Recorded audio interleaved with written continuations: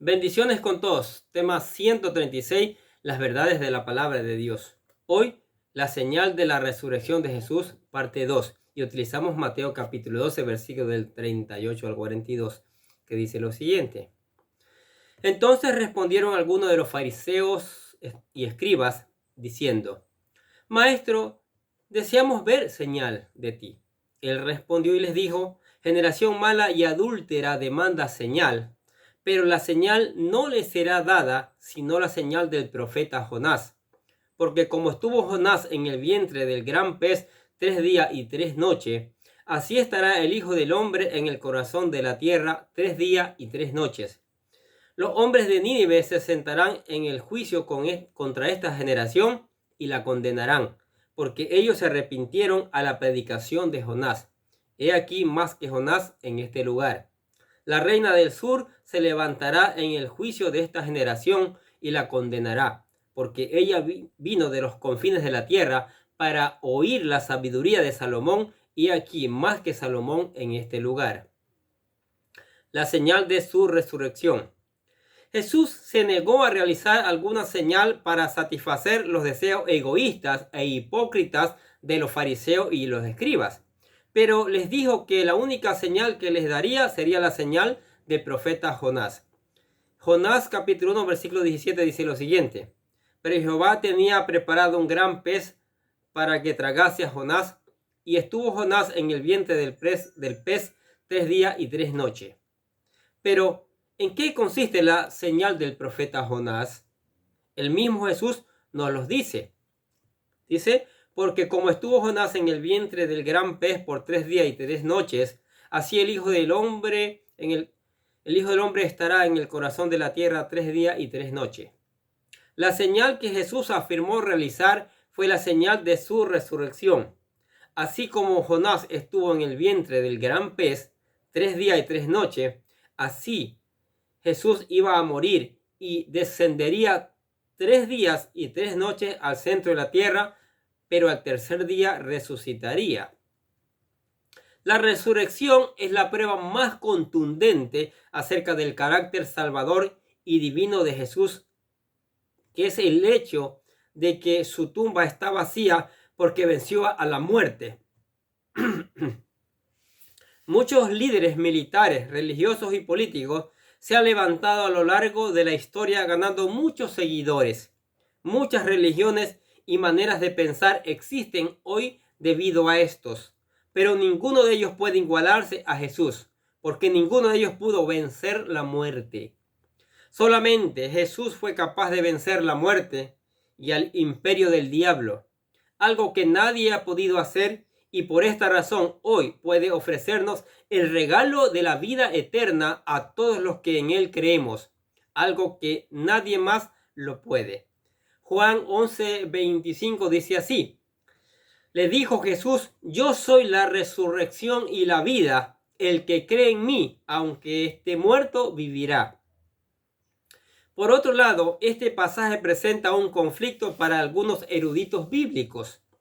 Las palabras que Jesús pronuncia en este pasaje aseguran que pasaría 3 noches y 3 días completas.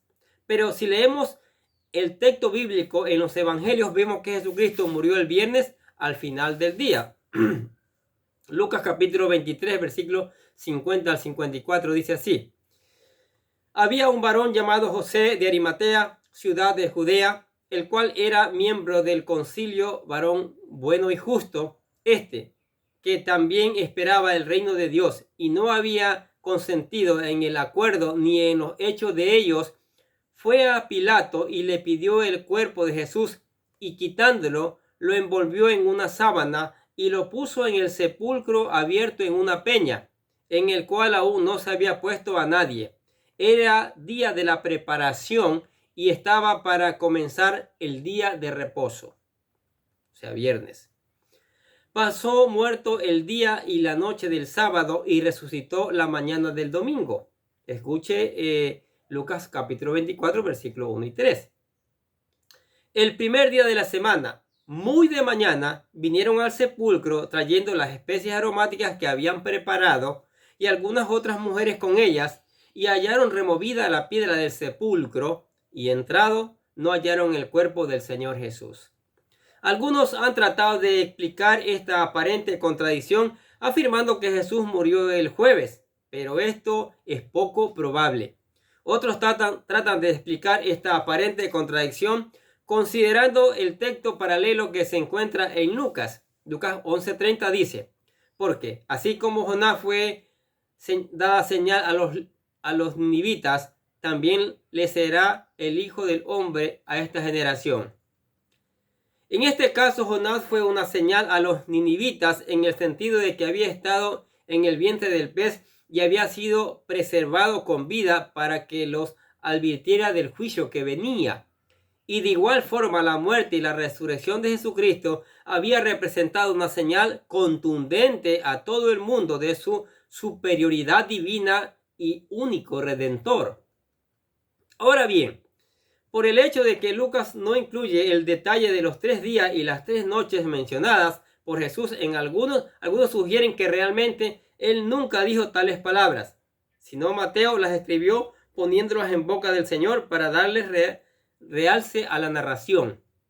Otros opinan que la expresión 3 días y 3 noches son una referencia a un día normal, sin importar en qué hora del día se dio el evento o la cantidad de horas que tuvo en la tumba. Es decir, lo que el escritor quiso decir que fue el evento que tuvo lugar en un lapso de 3 días. El viernes murió, el sábado ya estaba en la tumba y el domingo resucitó. Lo cierto es que sin importar cuál sea la respuesta a esta aparente contradicción, Jesús resucitó y su tumba está vacía y eso es maravilloso. El testimonio de los ninivitas y la reina del sur.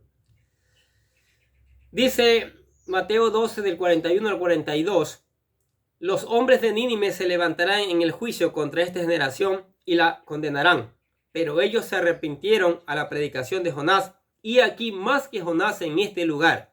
La reina del sur se levantará en el día del juicio con esta generación y la condenará, porque ella vino de los confines de la tierra para escuchar la sabiduría de Salomón. He aquí más que Salomón en este lugar. En estos versículos nuestro Señor Jesús envía otra evidencia de juicio que les espera a estos hombres inicuos que se oponían a su ministerio. En primer lugar, dice que en el día del juicio de estos hombres se levantarán los hombres de Nínive a condenarlos por su incredulidad.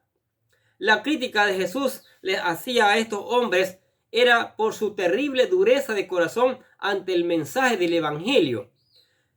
Cuando Jonás llegó a Nínive, no se preocupó de predicarles un buen mensaje o de elevar un buen tema, crearles una buena introducción, divisiones y conclusiones.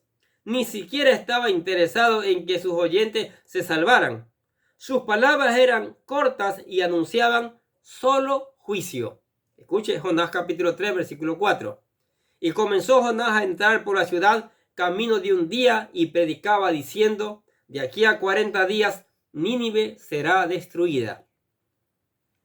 Pero a pesar de esto, de esta amenaza de muerte, de este mensaje, los ninivitas se arrepintieron de su pecado y por eso Dios los perdonó. Mire lo que dice Jonás capítulo 3 versículo 10. Y vio Dios lo que hicieron, que se convirtieron de su mal camino y se arrepintió del mal que había hecho que les haría y no lo hizo.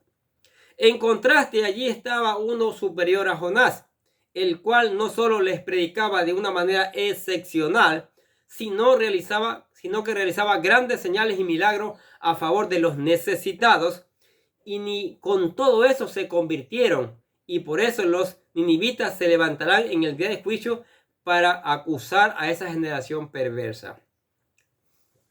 En segundo lugar, se levantará la reina del sur para testificar en contra de estos hombres perversos, como dice el texto. La reina a la que se refiere Jesús es la reina de Saba, del reino sabeo de Yemen, cuya capital era Saba, en Arabia, según algunos creen, mientras que otros dicen que era de Etiopía, cerca de África, o Abisinia, hacia el sur del Mar Rojo. Sea como sea, ella viajó grandes distancias hasta Jerusalén con el objetivo de conocer la sabiduría de Salomón. Usted puede leer el siguiente texto en casa, donde está la historia completa. Primera de Reyes, capítulo 10, versículo del 1 al 8. La reina de Saba se maravilló de la gran sabiduría que Dios le había dado a Salomón y de toda la majestad que le había otorgado. Sin embargo, allí enfrente de estos fariseos y escribas había uno superior a Salomón en sabiduría. Sus enseñanzas eran un reflejo de ello a tal punto de que la gente se quedaba atónita escuchándolo. Pero estos hombres perversos no le creyeron y por eso les dijo que en el día del juicio la reina del sur se levantará y condenará a esta generación incrédula. Hoy en día ningún líder religioso puede compararse a Jesús porque solo Él ha vencido a Satanás y a la muerte, resucitando al tercer día, dejando la tumba vacía. Todos debemos creer en Jesús y así heredar la vida eterna. Debemos arrepentirnos de nuestros pecados y así escaparnos de la condenación eterna. ¿Qué les parece estas verdades de la palabra de Dios?